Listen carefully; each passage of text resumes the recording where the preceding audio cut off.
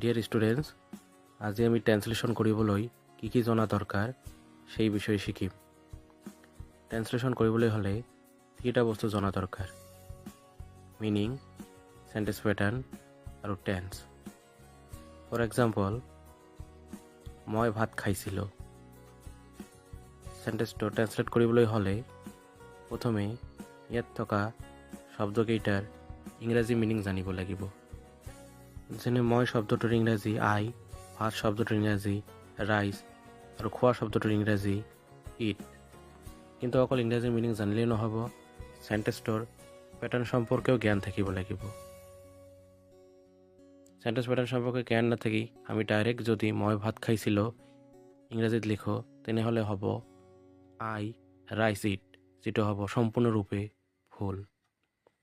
মই ভাত খাইছিলোঁ এইটো হৈছে এটা এজাইটিভ সেন্টেন্স, আৰু এজাইটিভ সেন্টেন্সৰ সিম্পল প্যাটাৰ্নটো হৈছে সাবজেক্ট, ভাৰ্ব, অবজেক্ট। অৰ্থাৎ প্ৰথমে সাবজেক্ট, তাৰপিছত ভাৰ্ব আৰু তাৰপিছত অবজেক্ট লিখিব লাগিব। অসমীয়াত সেন্টেন্স প্যাটাৰ্ন সম্পূৰ্ণ বিপৰীত।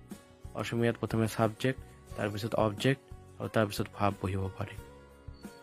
মই ভাত খাইছিলোঁ সেন্টেন্সটোৰ সাবজেক্ট হৈছে মই, গতিকে আমি প্ৰথমে ময়ৰ ইংৰাজী আই লিখিম। তাৰপিছত আমি ভাৰ্বটো লিখিম। ভাৰ্বটো লিখোঁতে আকৌ টেন্স সম্পৰ্কে জ্ঞান থাকিব লাগিব। ইয়াত খাইছিলোঁ ভাৰ্বটো পাষ্ট ইনডিফিনিট টেন্সত আছে, গতিকে এইটো ইট নিলিখি এট লিখিব লাগিব পাষ্ট ইনডিফিনিট টেন্সত। তাৰপিছত আমি অবজেক্টটো লিখিম। মই ভাত খাইছিলোঁ সেন্টেন্সটোত অবজেক্ট হৈছে ভাত,